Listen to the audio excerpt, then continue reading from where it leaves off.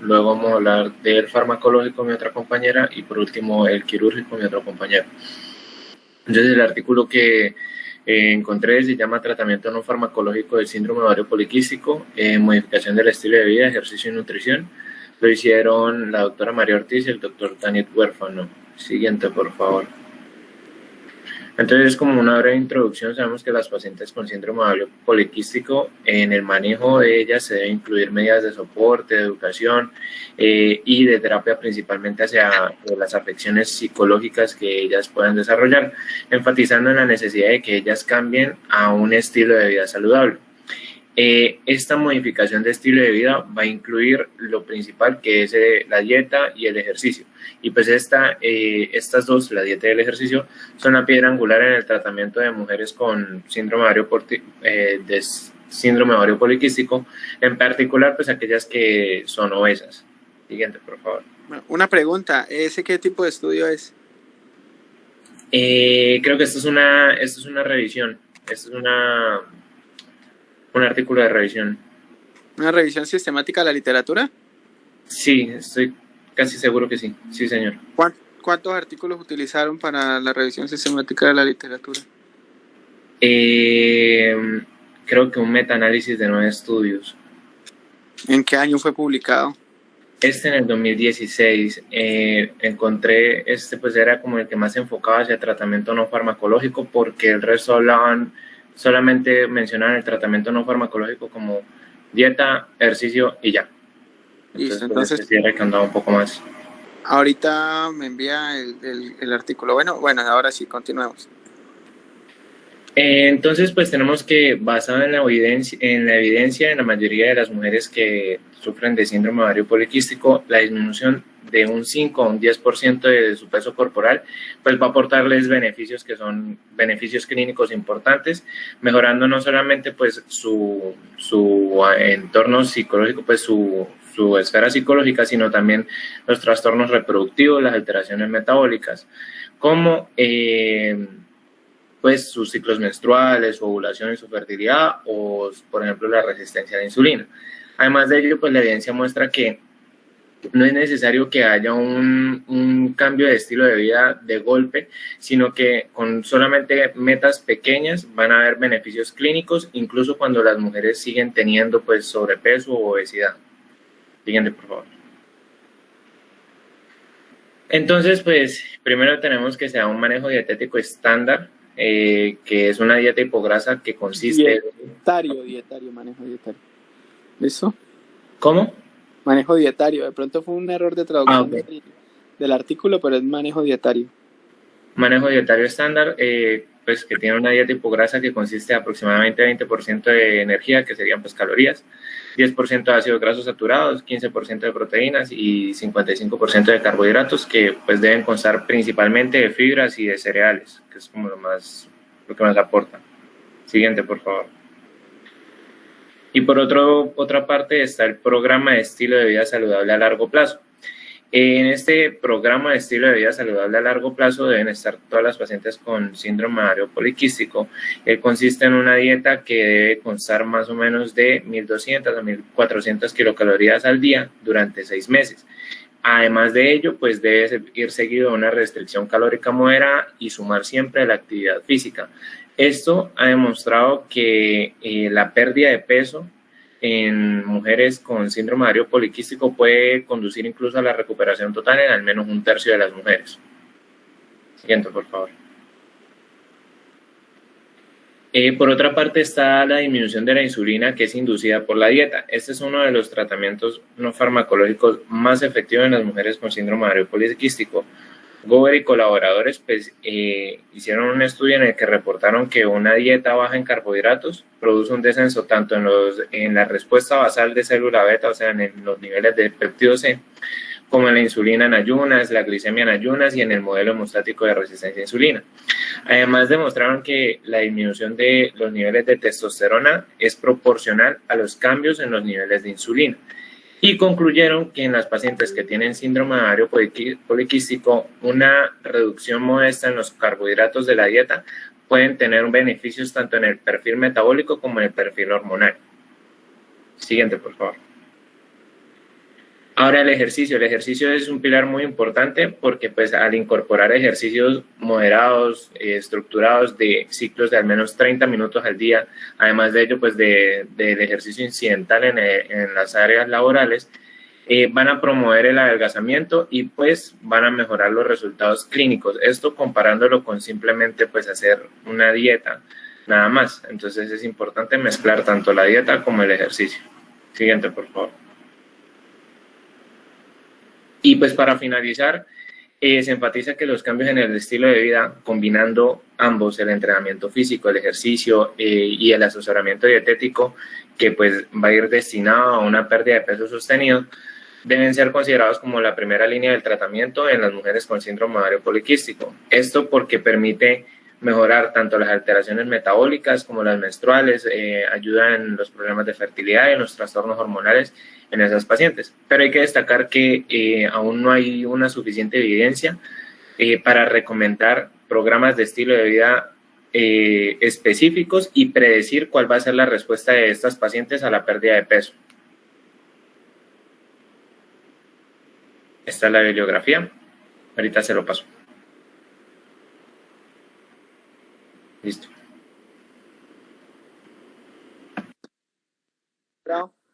Reduce el síndrome del ovario poliquístico es la dieta baja en carbohidratos, ¿listo? ¿Para qué? Para disminuir los valores de insulina. Y la disminución de valores de insulina pues sí está relacionado con mejoría del ovario poliquístico. De resto está muy controvertido todavía los otros métodos, ni siquiera el ejercicio está todavía comprobado que tenga un riesgo, un RR, en realidad que en vez de dar alteración de la mejoría, pero es porque hacemos pocos estudios sobre esto.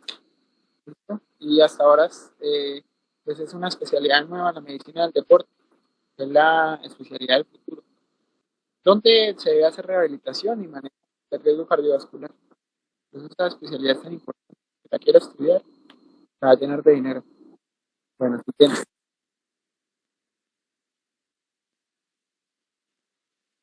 Bueno, ahora seguimos con la parte farmacológica. El artículo que yo escogí se titula Efectos de la liraglutida sobre la disfunción ovárica en el síndrome ovario poliquístico. Es un ensayo clínico aleatorizado. Fue publicado en el 2017 en la revista de Biomedicina Reproductiva en Línea y los autores del artículo fueron Malin Nylander y colaboradores. Son médicos del Departamento de Ginecología y Obstetricia de un hospital ubicado en Dinamarca. Siguiente. Bueno, como sabemos, el síndrome ovario poliquístico tiene una fisiopatología que pues incluye dos principales problemas, que son la disfunción metabólica y la disfunción ovárica, que pues puede estar aislada o presentarse simultáneamente. En cuanto a la disfunción ovárica, pues esta se observa clínicamente, como ya lo mencionamos ayer, con la oligoovulación, la anovulación, el exceso de andrógenos y la morfología de ovario poliquístico. Y pues estos van a representar los criterios de Rotterdam, que también los mencionábamos ayer, sobre los cuales pues se basa el diagnóstico del síndrome ovario poliquístico. La insulina va a jugar un papel muy importante en este síndrome, ya que pues la resistencia a la insulina y la obesidad producen una hiperinsulinemia compensadora, y este exceso de insulina pues va a contribuir a aumentar aún más la producción excesiva de andrógenos, que pues va a estar estimulado por la LH, y a su vez pues disminuye la producción de globulina transportadora de hormonas sexuales, lo que contribuye con el hiperandrogenismo. En este caso, en las mujeres con sobrepeso que tienen síndrome ovario poliquístico, pues la pérdida de peso va a ayudar a la recuperación de la foliculogénesis, que hace parte de la fisiopatología de la enfermedad, lo cual pues se evidencia como un patrón mejorado en el sangrado menstrual. Siguiente. Entonces, como sabemos, los análogos del péptido 1 similar al glucagón, como el liraglutide, son usados comúnmente en el tratamiento de la diabetes tipo 2 y la obesidad. Lo que hacen es que imitan el efecto de la hormona incretina, ayudando a la pérdida de peso, mejorando el control glucémico y también reduciendo la dislipidemia. Entonces, debido a la semejanza entre la diabetes tipo 2 y el síndrome ovario poliquístico, y al hecho ya comprobado de que la metformina afecta también a la disfunción ovárica, los análogos de GLP-1 podrían también tener un papel en el tratamiento del síndrome, y se sabe que también perder peso y mantener un peso corporal estable pues muchas veces es difícil para estas pacientes, lo que pues justificaría intervenciones que traten de forma eficaz tanto el peso corporal como la disfunción ovárica. Entonces, el objetivo básicamente de este ensayo clínico aleatorizado fue investigar el efecto de la liraglutida en las mujeres con síndrome ovario poliquístico sobre los marcadores de disfunción ovárica, los cuales fueron el índice de hemorragia, la morfología ovárica, los niveles de hormona antimulleriana y los andrógenos. Siguiente.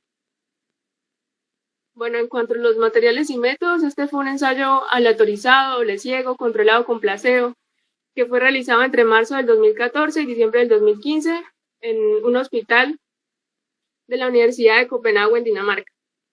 Los criterios de inclusión fueron la edad mayor de 18 años, el síndrome ovario poliquístico según los criterios de Rotterdam, el índice de masa corporal mayor de 25, la resistencia a la insulina, el sangrado irregular y el hiperandrogenismo, que se definió como la testosterona total y la testosterona libre por encima de los niveles de referencia o una puntuación de Ferriman por encima de los 8 puntos.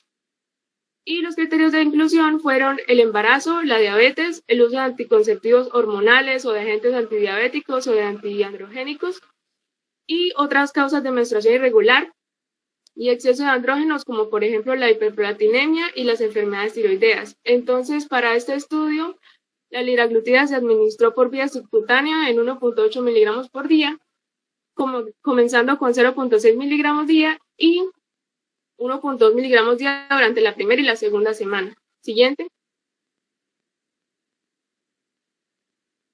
Entonces, de 138 mujeres evaluadas para determinar la elegibilidad, 72 fueron aleatorizadas y 65 finalmente pues completaron todo el ensayo durante las 26 semanas de la intervención con liraglutida o placebo en una proporción de 2:1. Siguiente. Bueno, en cuanto a los resultados, pues incluyeron las diferencias entre los grupos de liraglutida y de placebo en cuanto al cambio en la proporción de hemorragias, el volumen ovárico, el volumen estromal, el recuento de folículos antrales, la puntuación de Ferriman y los niveles séricos de hormona antimulleriana, la globulina transportadora de hormonas sexuales y los andrógenos. Entonces, al inicio del estudio, pues no se observaron diferencias en la proporción de hemorragias, ni en la morfología ovárica, ni en los niveles hormonales. Sin embargo, después de 6 meses, el grupo de liraglutida tuvo una pérdida de peso media de 5.2 kilogramos y también tuvo reducciones medias de la glucosa en ayunas y de la hemoglobina glicosilada, lo que indicaría una mejor sensibilidad a la insulina en el grupo de liraglutida en comparación con el grupo de placebo. Siguiente. En cuanto al sangrado, la proporción de sangrado en este caso se definió como el número de sangrados menstruales dividido por el periodo de estudio, que fueron 6 meses, lo que significa que, por ejemplo, una tasa de hemorragia de 1 correspondería a 6 menstruaciones en 6 meses, y, por ejemplo, una duración de ciclo de 35 días correspondería a una tasa de sangrado de 0.87. Entonces, ¿qué pasó en el estudio? 62% de las mujeres, es decir, 26 de las 42 pacientes en el grupo de pacientes que tomaron liraglutida o pues que estuvieron en tratamiento con liraglutida, tenían una tasa de hemorragia superior a 0.87. Mientras que en el grupo de placebo la proporción de sangrado fue menor, con un 28%. Los autores en este caso concluyeron que lo más probable es que tanto la pérdida de peso como las alteraciones en los niveles de insulina producidos por la liraglutida pues desempeñen un papel en la restauración del patrón de sangrado en las mujeres con el síndrome ovario poliquístico. En cuanto a los resultados en la morfología ovárica y los marcadores endocrinos, en el estudio pues se encontró un aumento en los niveles de globulina transportadora de hormonas sexuales. También se encontró una disminución de los niveles de testosterona libre y de niveles inalterados de testosterona total con las 26 semanas de tratamiento de liraglutida y una disminución en el volumen ovárico y estromal. Y en cuanto a los niveles de hormona antimulleriana, se observó una disminución con el tiempo en el grupo solamente de liraglutida, pero ninguna diferencia entre los dos grupos de liraglutida y del placebo. Y no se observó que hubiera algún efecto sobre la puntuación de Ferriman, y pues esto probablemente se deba a que el seguimiento fue muy corto como para evaluar este parámetro. Siguiente. En cuanto a los efectos adversos, los más prevalentes fueron las náuseas, y pues las náuseas se observaron principalmente al principio del seguimiento y también el estreñimiento. Y para concluir, las 26 semanas de intervención con la liraglutida alteraron la disfunción ovárica en una población con síndrome ovario poliquístico con sobrepeso. Esto mejoró la tasa de hemorragia, redujo los niveles de testosterona libre y provocó una pérdida de peso. Los efectos secundarios de la liraglutida pues incluyeron las náuseas y el estreñimiento, y por lo tanto se cree que la liraglutida pues tiene un papel potencial en el tratamiento de las mujeres obesas o con sobrepeso o con síndrome ovario poliquístico que no tengan intención reproductiva a corto plazo y que especialmente pues deseen perder peso.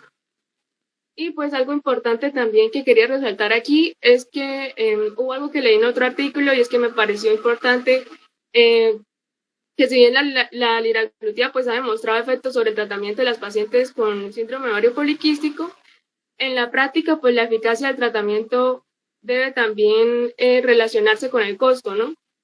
Y una desventaja de la liraglutida es que es aproximadamente 100 veces más cara que la metformina. Entonces, pues aún no se podría sugerir el uso generalizado de este fármaco para las pacientes con este síndrome. Y ya, gracias.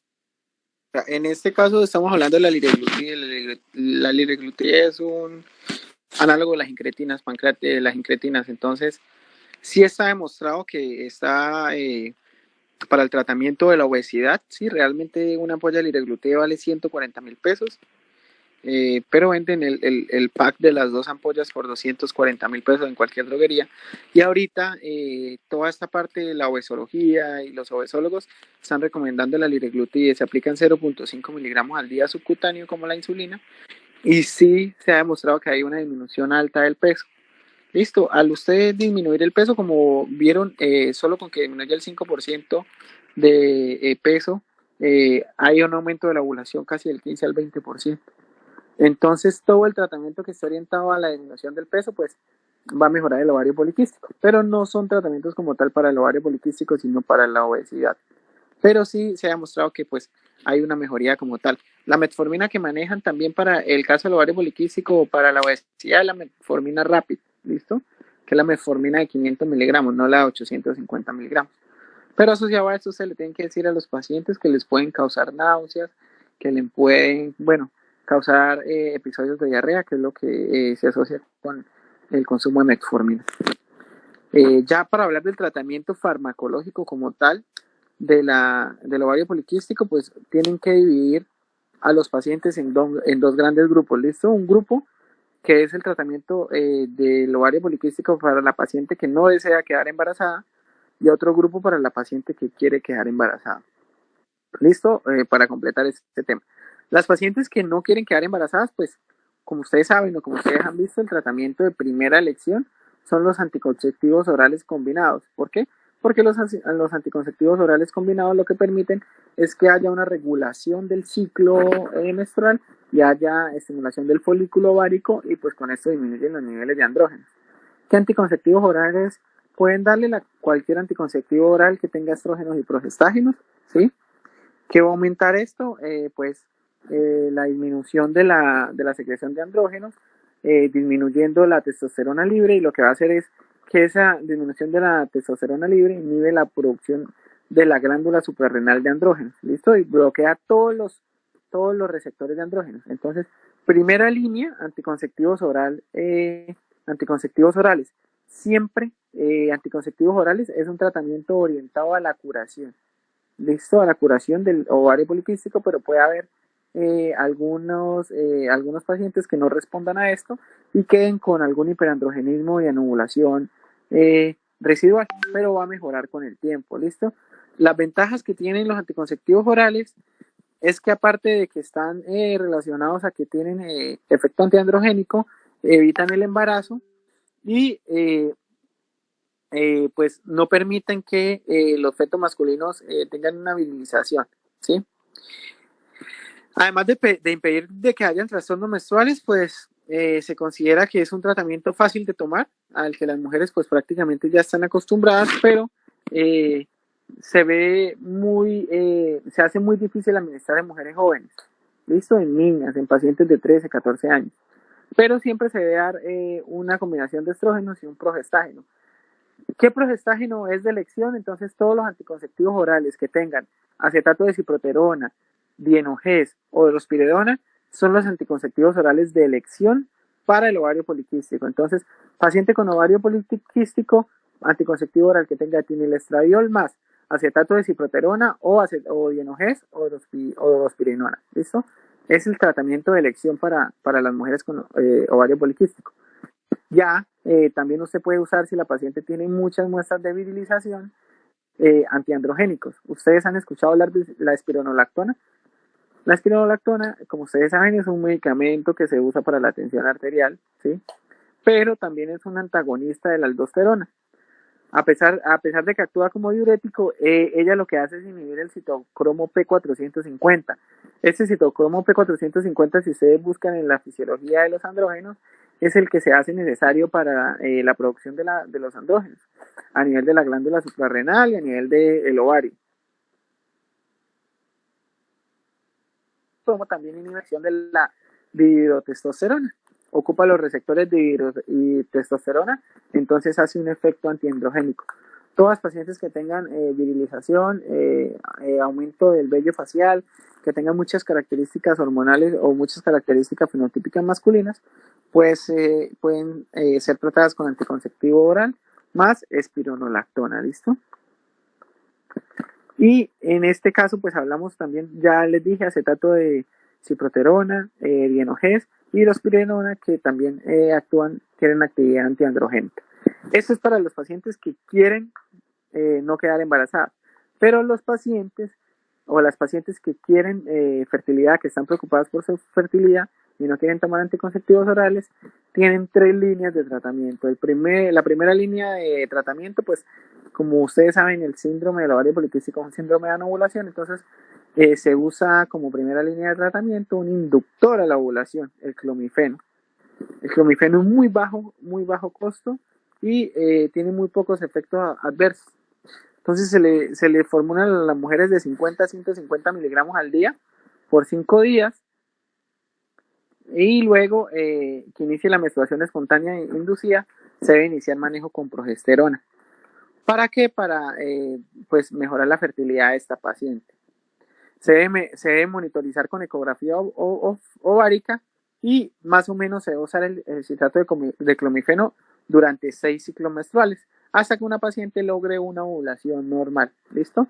Con el citrato de clomifeno casi el 22% de las pacientes se embarazan. En este caso recomiendan añadir la metformina. ¿Listo? O dexametasona para inducir mayormente la ovulación. Aunque eso está muy controvertido ahorita, pero los estudios iniciales dicen que se pueden usar. También se puede iniciar el acetato de letrozole, que es un inhibidor de la aromatasa, pero tiene casi los mismos efectos del clomifeno, pero tiene mayores efectos secundarios, entonces en realidad no se utiliza. Este es el tratamiento de primera línea en pacientes con fertilidad, se trata de clomifeno. Y el tratamiento de segunda línea para las pacientes son las gonadotrofinas exógenas. ¿Qué hacen las gonadotrofinas exógenas? Hacen que los picos de GnRH no se hacen continuos e inicie la secreción transitoria de FSH-LH y se induzca la ovulación. ¿Listo? La inducción de la ovulación con FSH produce una tasa de ovulación hasta del 70%. O sea, FSH exógena produce ovulación del 70%. Otra alternativa es el drilling ovárico. Entonces se le hace una laparoscopia a la paciente y se queman esos poliquistes o esos quistes que encuentran en el ovario. Más o menos de 4 a 10 quemaditas son lo recomendado, 10 punturas, y el tratamiento se hace efectivo en el 50% de las pacientes. Y el tratamiento de tercera línea es nada, pues que la paciente inicie con una fertilización in vitro porque hay daño tubaríco o hay alteraciones del ovario. ¿Listo? Pasemos al siguiente artículo, por favor. Buenas noches, compañeros, doctor. ¿Me escuchan? Sí, señor. Para el tratamiento quirúrgico del síndrome de ovario poliquístico me basé de 3 artículos. El primer artículo denominado opción quirúrgica en el tratamiento del síndrome de ovario poliquístico, que es una revisión teórica del Departamento de Obstetricia y Ginecología de la Universidad de Navarra. El segundo artículo pues es una monografía del síndrome de ovario poliquístico, importancia de la presentación clínica para el diagnóstico, y el tercer artículo es basado de la cirugía de la biblioteca de Cochrane, cirugía ovárica para el alivio de síntomas en los pacientes con síndrome de ovario poliquístico. Siguiente.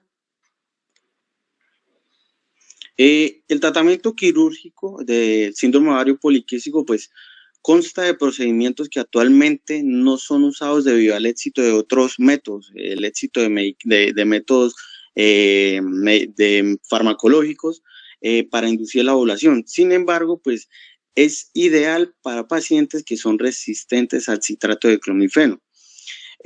Inicialmente, pues se describió la técnica quirúrgica acerca de la resección cuneiforme bilateral de ovario, el RCBO. Pues en tiempos anteriores fue aceptada como la primera técnica. Sin embargo, esta técnica tuvo múltiples resistencias como la aparición de cuadros de adherencia peritubáricas, atrofia bilateral ovárica posterior a la cirugía. Con este procedimiento pues se realizaban la exéresis de la mitad o 3/4 de cada ovario, incluyendo la corteza con los quistes. Ya pues posterior a esto pues viene el tratamiento farmacológico que pues con las complicaciones que traía esta repercutió el abandono de la terapia quirúrgica. Ya posteriormente se describió otro manejo que va de la mano de la vía laparoscópica, que por lo tanto redujo los efectos asociados en términos de manipulación, lesión iatrogénica de los tejidos, de la hora, del tiempo en el quirófano, de la estancia hospitalaria y de problemas posoperatorios. Esa técnica laparoscópica pues se asoció a la utilización de electrocauterio de ovario conocida como el drilling, que consiste en realizar punciones en la superficie del ovario, siempre lejos del área tubo-ovárica, pues para evitar que hayan adherencias. La otra encontramos el láser, que fue una nueva posibilidad para ese tratamiento del síndrome ovario poliquístico, entre los cuales encontramos el láser KTP y el CO2, que pues para la resección cuneiforme como vaporización cortical o pues como múltiples perforaciones, pues hablaba de que constaba de realizar al menos 30 lesiones en cada ovario, dejar un drenaje para todos los folículos que estén visibles. Encontramos la otra que viene siendo la JAK, que permite llegar sin abrir la corteza ovárica mientras se realizan perforaciones de 4 a 10 milímetros de profundidad con el fin de evitar adherencias. Siguiente. Con respecto a los cambios que encontramos en pacientes con RCBO, pues van a haber disminución de la androstenodiona, que posteriormente va a recuperarse, la testosterona, que va a mantener un descenso prolongado, la estrona y el estradiol, quien desciende temporalmente en la circulación. Ya los cambios endocrinos inducidos por la técnica laparoscópica, pues corresponde a un incremento transitorio de la LH inmunoreactiva biopsia, que posteriormente pues van a disminuir. Segundo, pues una aparente disminución de la amplitud más que de la frecuencia del pulso de la luteinizante. El tercero pues viene siendo un incremento de la folículo estimulante, y por último pues ya viene siendo la disminución tanto de la testosterona, inhibina y la androstenodiona. Siguiente. Eso con respecto a la laparoscópica. Siguiente. Acá pues vamos a tener en cuenta que el estudio de Cochrane, en el que no hubo evidencia clara de que la técnica quirúrgica mejore la regularidad menstrual o los síntomas androgénicos del síndrome ovario poliquístico en comparación al tratamiento médico. También la disminución de los síntomas gastrointestinales, que también los comparaban, hablaba de que hay una mayor efectividad si se realizan más punciones que en realizar de 2 a 3 punciones en el ovario. también se demostró una mejor evidencia en el uso del tratamiento quirúrgico con el uso de las gonadotrofinas, aunque pues hablaba de que estas gonadotrofinas o sea, son muy raras al usarlas. También se demostró la efectividad que ocurre a partir de meses posteriores a realizar la operación, y que las tasas de embarazo múltiple pues son menores que otros métodos de inducción de ovulación.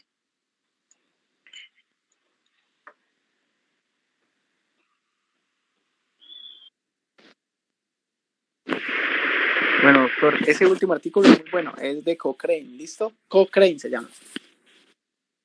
Todas las revisiones sistemáticas que ustedes hagan y que estén publicadas, Cochrane, son las que deberían revisar siempre, ¿listo? ¿Ustedes han usado SCIHU?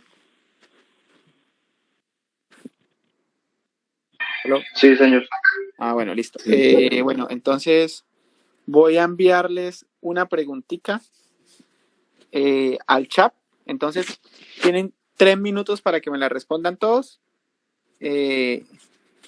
Porque veo muy poquitos conectados, ¿listo? Y ahí sacamos una notica. Excepto los que expusieron, pero pues también la responden. Bueno, porque veo gente que está conectado 3 veces, pero salen solo 29 participantes. Dale, ahí se fue. A las 7:39 ya no tomo más pantallas.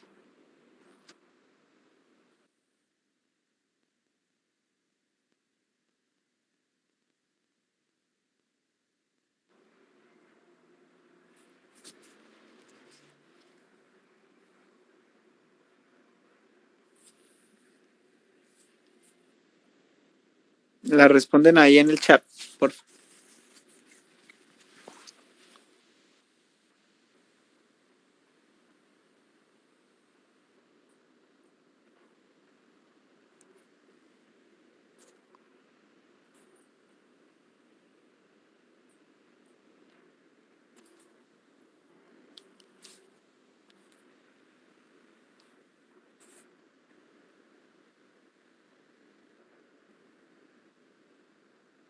¿Sí? La FASGO recomienda, sobre todo en el tratamiento antiandrogénico, esos 2 medicamentos. El problema es que son MIPRES y son NOPOS, entonces para conseguir esos tratamientos realmente es muy difícil, ¿sí? Y usted tiene otras opciones de tratamiento. Ellos cuando recomiendan el manejo de ese tratamiento, cuando hay pues falla con los medicamentos antiandrogénicos, ¿sí? Pero ellos como tratamiento de primera elección, lo que recomiendan es la espironolactona, que es pues un tratamiento que ustedes tienen a la mano. ¿Qué dicen ellos de la flutamida? La flutamida pues es un antiandrogénico muy potente, ¿sí? En realidad es un antiandrogénico progestacional, ¿sí?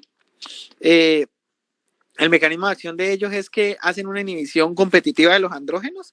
Entonces lo que hacen es bloquear la actividad antiandrogénica, ¿sí? Actúan inhibiendo la desmolasa, ¿listo? Y inhiben entonces la secreción de la glándula suprarrenal, ¿sí? Del andrógeno como tal. Entonces, es más eficaz que la espironolactona, pero a este tratamiento se le debe adicionar estrógenos y progestágenos. Entonces, es un antiandrogénico que debe estar acompañado siempre de anticonceptivos orales. Entonces, en pacientes que quieran fertilidad como tal, no se recomienda iniciarlo como antiandrogénico. En cambio, usted la espironolactona podría iniciarla sola. Aparte, hay muchos casos que están asociados a daño hepático de la flutamida. Y el finasteride lo que hace es inhibir la 5-reductasa, ¿sí? Solo se pueden utilizar con anticonceptivos orales y deben tener un mantenimiento del ciclo menstrual para poderla reducir. Entonces usted inicia primero anticonceptivos orales y después, cuando tenga el ciclo regulado, puede iniciar el tratamiento. ¿Para qué se usa como tal el finasteride? Para las pacientes que tengan mucho hirsutismo. ¿Listo? El hirsutismo, sobre todo, que sea idiopático o que sea hereditario. ¿Listo? Esa es la recomendación que dan ellos, pero con la espironolactona se puede tener estos efectos antiandrogénicos y es mucho más fácil de conseguir. Usted sabe que la espironolactona se la dan a la paciente solo con hacer una fórmula médica y la pueden usar inclusive sin anticonceptivos orales, pero si tiene una paciente con mucho hirsutismo y quiere sobre todo impactarle en esa parte, sí le puedes iniciar el finasteride. ¿Sí? ¿Alguna otra pregunta?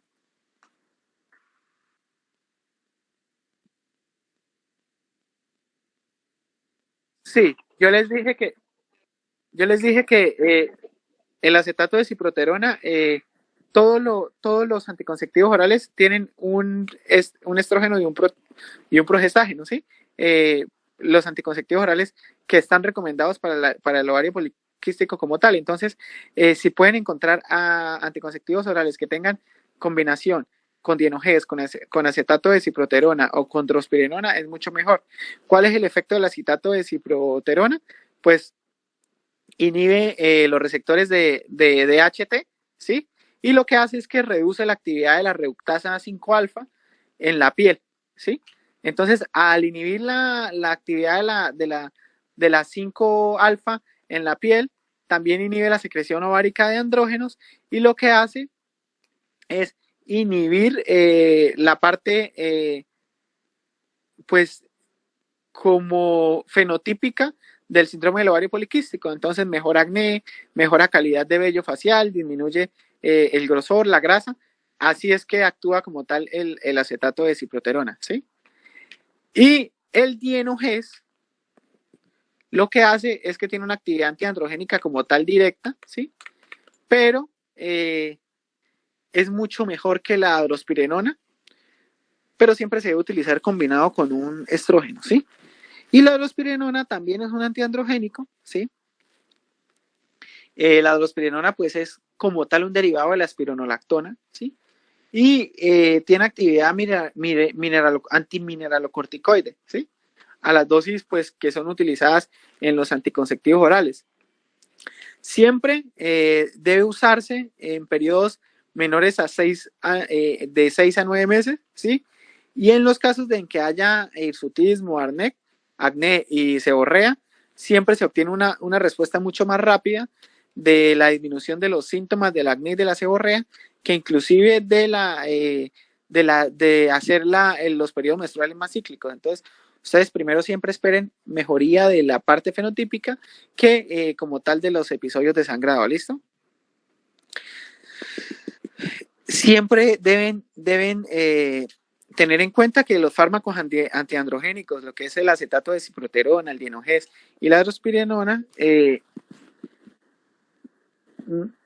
deben utilizarse y deben tenerse pues mucho cuidado porque pues algunos tienen algún efecto teratógeno que está demostrado, ¿sí?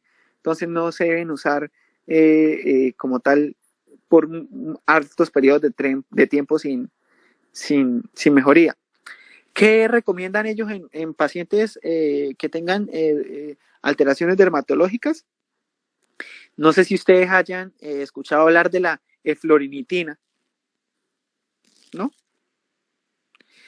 La florinitina es una cremita que se usa y ya está aprobada en Estados Unidos y lo que hace es que la aplicación disminuye casi un 13% de los casos con vello facial muy grueso o muy aumentado.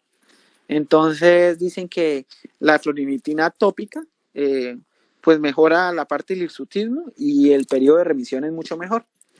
Siempre indicado solo en pacientes con hirsutismo facial, ¿no? No es que a los pacientes le vayan a mandar florinitina y que se apliquen en la espalda, en el estómago, no.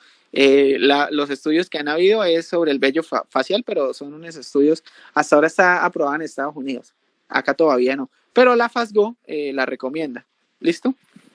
Que fue el último consenso que hubo. ¿Qué otros tratamientos se me quedaron? Bueno, la metformina, ya su compañera habló de que mejora la sensibilidad periférica a la insulina, disminuye la producción hepática de glucosa y inhibe la absorción gastrointestinal de glucosa.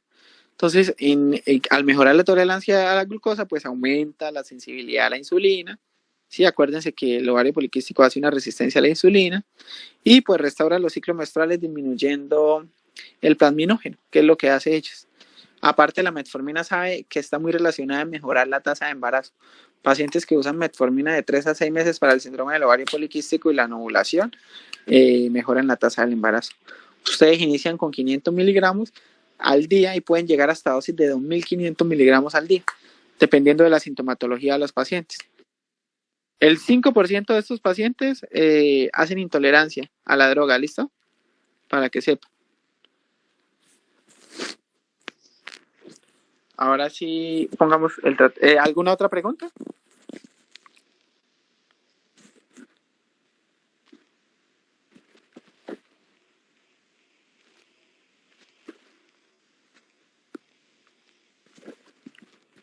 ¿No tienen más preguntas? Bueno, entonces vamos a empezar con el tratamiento de menopausia. El consenso de la FASGO del 2019-2020 recomienda en el tratamiento de la menopausia, siguiente diapositiva. Primero, ¿cuándo se debe indicar el tratamiento de la menopausia? Entonces, métanse en su cabeza que solo hay 2 métodos de tratamiento de la menopausia como tal, ¿sí? Ustedes les recomiendan estilos de cambio de vida a la paciente, les pueden recomendar dieta, pero el tratamiento de la menopausia se hace o con estrógenos o solo con estrógenos y progestágenos, ¿sí? Y la aplicación de estos dos van a ser de manera sistémica o local. Solo hay estrógenos y progestágenos para el tratamiento de la menopausia. Siguiente diapositiva. ¿Cuáles son las indicaciones? Entonces, las indicaciones del tratamiento dicen que se indica en pacientes que tengan útero, ¿sí? Mujeres con útero, tratamiento con estrógeno más progestágenos. En mujeres menores de 60 años con síntomas de moderados a severos, se recomiendan pues estrógenos o puede ser estrógeno más progestágenos. En mujeres, antes había una controversia porque decían, no, en pacientes que tienen cáncer no se debería dar tratamiento hormonal. Pues sí, en pacientes que tienen cáncer de endometrio sí se puede dar tratamiento hormonal combinado, ¿sí? Mujeres que ya estén esterectomizadas por cáncer de endometrio, que haya sido estadio 1, grado 1 nuclear, ¿sí? Pacientes con endometriosis, con cistoadenoma endometrioide, con hipertrigliceridemia y terapia anticonvulsivante son pacientes con elección de terapia combinada de estrógenos más progestágenos. En pacientes con litiasis biliar se recomienda el uso de estrógenos no combinados de manera transdérmica en parches, ¿sí? Pacientes con hipertrigliceridemia, hipertensión arterial, en posoperatorio de cefalea migrañosa o en síndrome de mala absorción, solo estrógenos no combinados, porque los progestágenos aumentan mucho estos síntomas. Y dicen que en pacientes a las que tienen disfunción sexual se le puede añadir el uso de estrógenos combinados para disminuir los niveles de testosterona. También se puede administrar testosterona en pacientes para controlar efectos como acné, cambios del pelo, lípidos y función hepática. Y se habla de que las pacientes tienen disminución del riesgo cardiovascular con el uso de estrógenos locales. Antes no se ponían estrógenos más progestágenos. Antes había un miedo de que decían que aumentaba el riesgo cardiovascular de la paciente porque solo se daban estrógenos. Desde que salió la indicación de estrógeno más progestágenos, pues este riesgo cardiovascular realmente disminuyó. Mejora en realidad el estado de la paciente, la calidad de vida y el riesgo de que presente un evento tromboembólico es muy disminuido. Siguiente.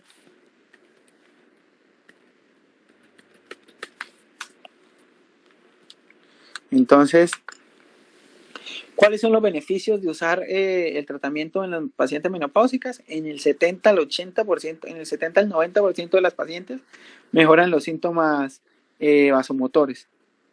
Todos los tratamientos que se utilizan en la menopausia, sean estrógenos combinados, demostraron que disminuyen el riesgo de que la paciente presente osteoporosis, ¿sí? Entonces, pacientes menopáusicas para sus mamás, para sus abuelas, el tratamiento de menos de 5 años con estrógenos hace que disminuya el riesgo de que presenten osteoporosis. Por cada 1.000 mujeres con terapia de reemplazo hormonal, 6 presentan CA de mama. En realidad la incidencia es muy pequeña y se ha presentado en esos casos en pacientes que usan por más de 10 años el tratamiento hormonal. La recomendación es menos de 10 años tratamiento hormonal y para disminución del cáncer de seno y menos de 5 años en pacientes que tengan antecedentes de cáncer ovárico en la familia. Recuerden, ustedes pueden tener el antecedente del cáncer ovárico, ¿sí? Pero hay pacientes que tienen la mutación del BRCA1 y el BRCA2 que está ligado a cáncer colorectal, cáncer de mama y cáncer de ovario. En estas pacientes sí rotundamente contraindicado que le vayan a poner terapia de reemplazo hormonal. Pueden manejar otro tipo de tratamientos como cambio de estilo de vida y no uso de estrógenos sino fitoflavonas de soya, que en realidad tienen una leve mejoría, pero no como al punto de los estrógenos, que es lo que se recomienda según todas las asociaciones de menopausia. ¿Qué está demostrado? Que el tratamiento de la terapia de reemplazo hormonal disminuye la hiperplasia endometrial, disminuye que las pacientes tengan hemorragia posmenopáusica y disminuye el riesgo del cáncer de endometrio. Siguiente diapositiva. Entonces, ¿ustedes qué deben hacer para evaluar qué tratamiento le van a dar? Primero, decir, ¿esta paciente se beneficia o no se beneficia de terapia de reemplazo hormonal? ¿Tiene una mutación de genes BRCA1 o BRCA2? No le doy tratamiento. ¿Es una paciente que ha presentado episodios tromboembólicos? A esas no les da tratamiento, ¿sí? Pero siempre debe evaluar la seguridad de la paciente. ¿Tiene cáncer de ovario en el momento? No le doy tratamiento. ¿Tiene cáncer de mama en el momento? No le doy tratamiento. ¿Tiene cáncer familiar de mama? No le doy tratamiento. Pero de resto, pues todas las pacientes deberían tener tratamiento. ¿Cuál les dije ayer que era el principal causa de consulta de las abuelitas en posmenopáusicas? ¿Quién recuerda? Ardor al orinar. Exacto. Entonces hay un síndrome que se llama síndrome urogenital posmenopáusico, que es ardor al orinar, resequedad vaginal, ardor vaginal. Entonces las abuelitas le van a llegar siempre con esa sintomatología. ¿Qué tratamiento de elección tienen? Le dan estrógenos conjugados, ¿sí? 0.625 miligramos. El tratamiento de los estrógenos conjugados, pues la dosis tanto vaginal como oral es 0.625 miligramos. Pero para el síndrome urogenital, ustedes le van a dar tratamiento local, o sea, vía vaginal, crema vaginal, 0.625 miligramos. Le dan crema vaginal las primeras 2 semanas. A estas pacientes le dan 0.625 miligramos, o sea, una aplicación de crema cada día por 2 semanas. Y después le van a decir a la paciente que empiece a espaciar la aplicación de la crema cada 72 horas. ¿Cuándo? ¿Hasta cuándo? Hasta cuando se le quiten los síntomas. ¿Listo? Esa es la dosis y el tratamiento del síndrome urogenital. También le pueden dar estriol en crema vaginal o en óvulos, el mismo tratamiento. O el promestirina y crema vaginal o cápsulas vaginales.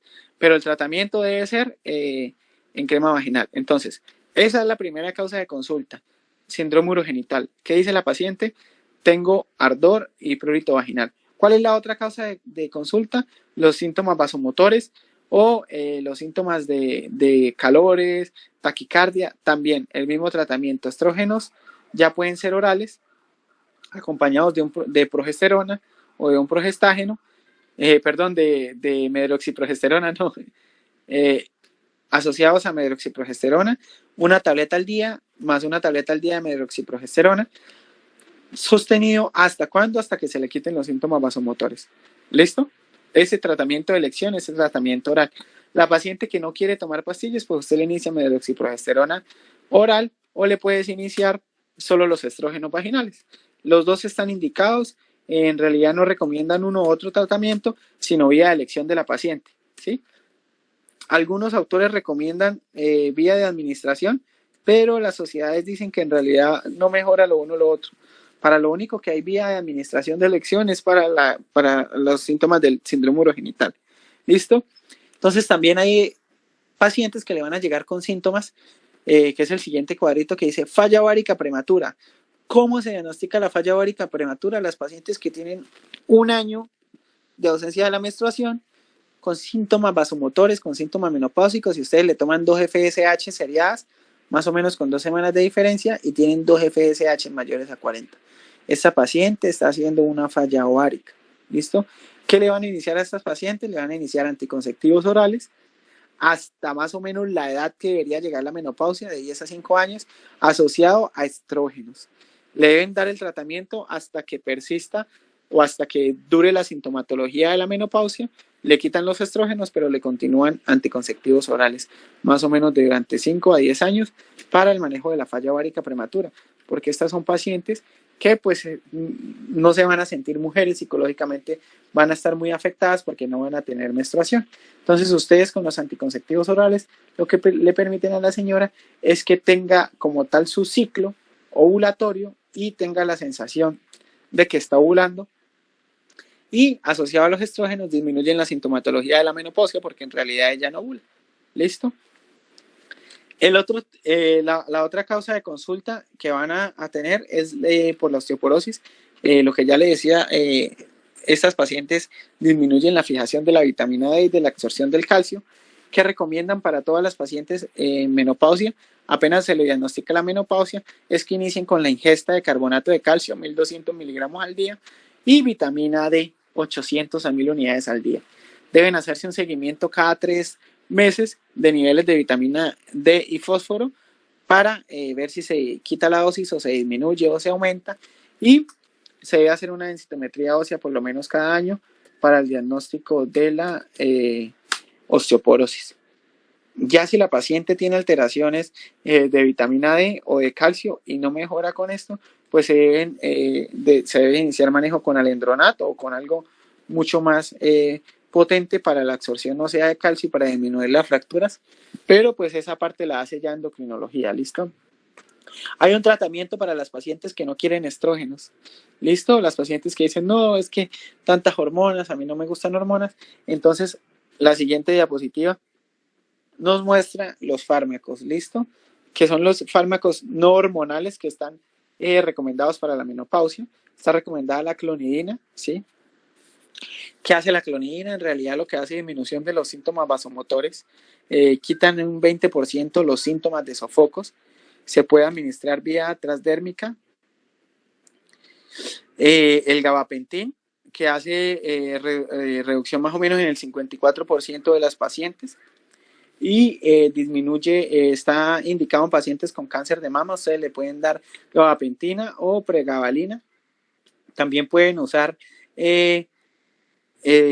la venlafaxina, ¿sí? Porque en realidad, si ustedes pueden mirar la gráfica, la fluoxetina, el citalopram y el citalopram no demuestran que haya una diferencia con respecto al placebo. Entonces, esos medicamentos están sobreutilizados últimamente para los síntomas vasomotores. Si a una paciente le da fluoxetina, no le va a mejorar en nada los síntomas vasomotores. Dele clonidina o dele gabapentina. También le pueden iniciar paroxetina, pero la reducción es muy leve, pero pues en algunas ocasiones la usan. Pero de elección, clonidina, que es la única que se ha demostrado que tiene respuesta versus al placebo en los últimos estudios que se han hecho en las últimas revisiones sistemáticas de la literatura. Hay unos parches de liberación prolongada de estrógenos que también pueden ser utilizados, pero pues para las mujeres es un poco molesto tener un parche pegado en la espalda. Lo que hacen es una liberación continua de 0.625 miligramos de estrógenos, pero esos parches también los deben asociar al uso de un progestágeno para disminuir la hiperplasia endometrial.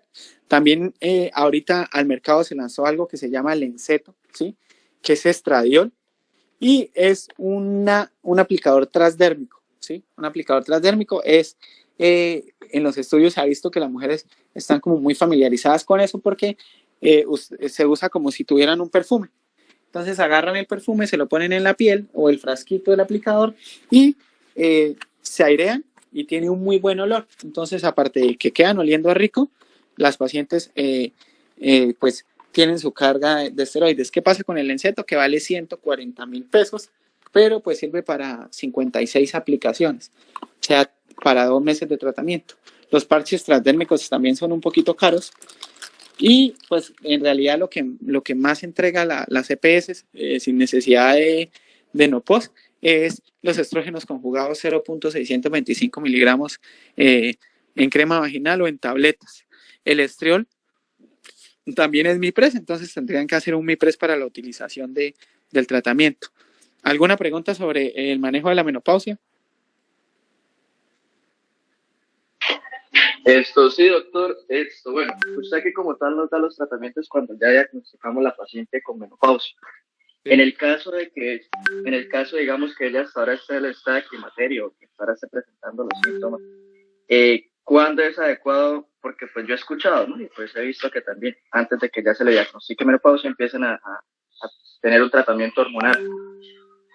¿Ahí qué tan aconsejable es eso? ¿Cómo sería? Pues en realidad a estos pacientes no se le debería dar un tratamiento hormonal, porque si ellos lo que están es en una perimenopausia, siguen con ovulación, ¿sí? Entonces, usted debería tratar más los síntomas sistémicos como tal, con un manejo no hormonal. Le pueden dar alfametildopa, que eso mejora un poco los sofocos, ¿sí? O cambios del estilo de vida. O iniciar, ahí sí, las fitoflavonas de soya. Con que la paciente se tome un vaso de leche de soya al día, van a mejorar mucho los síntomas sistémicos. Ya, si la paciente tiene muchos sofocos y sigue con un ciclo menstrual regular, entonces lo que ustedes deben ponerle es anticonceptivos orales para regular el ciclo asociado a estrógenos, ya sean vaginales, orales o transdérmicos. Pero deben hacerle seguimiento a esa paciente con ecografía transvaginal para que no vaya a haber una hiperplasia endometrial, porque va a haber una sobreestimulación del endometrio. La alfametildopa calma mucho los calores, ¿sí? Le pueden dar también clonidina, ¿sí? Que es un tratamiento no farmacológico para los calores. Pero no fluoxetina, la fluoxetina vieron que no sirve para nada. Listo, sí, señor. Doc, otra preguntita, qué pena. ¿Me puede recordar para las pacientes que tienen riesgo de TDP, el tratamiento es? El tratamiento de pacientes que tienen riesgo de TDP no se debería dar manejo con estrógenos, porque los estrógenos aumentan el riesgo de un evento tromboembólico en una paciente que ha tenido un evento tromboembólico. Entonces, a estos pacientes usted le debe dar tratamiento local, tratamiento no farmacológico, no estrogénico, perdón. Ahí le puede dar clonidina, gabapentina, ¿sí? O inclusive pregabalina, pero aunque esa la reducción no es mucho. De resto, no se le debería dar tratamiento no farmacológico. Cambios del estilo de vida, todas esas cosas. Listo, gracias. Bueno, ¿alguna otra pregunta? Sí, doctor, una pregunta. ¿Cuándo una paciente menopausia se sale del control de médico en general y debe ser interconsulta por ginecología? Siempre. La menopausia debe ser vista por el ginecólogo siempre, porque a estos pacientes debe hacerle seguimiento. Algo importante que les quería decir es que antes de ustedes iniciar terapia de reemplazo hormonal o antes de remitir a la paciente a una terapia hormonal, deben realizarle mamografía y citología. ¿Listo? Nunca vayan a iniciar tratamientos a una paciente que no tenga mamografía ni citología vaginal. ¿Listo? Porque si llegan a tener un cambio o un antecedente de un cáncer, pues no deberían iniciar de terapia de reemplazo hormonal, sino primero debería tratársele su patología y después iniciar la terapia de reemplazo hormonal. ¿Por qué? Porque hay tumores que son dependientes de estrógenos, y si ustedes a una paciente con un cáncer de mama que tiene receptores positivos para estrógenos le dan estrógenos, pues le van a aumentar el crecimiento de la masa como tal o el estadio del cáncer. Entonces, siempre previo a que ustedes inicien el tratamiento, ustedes lo pueden iniciar, pero deben remitir la valoración con el ginecólogo con esos 2 exámenes. ¿Listo?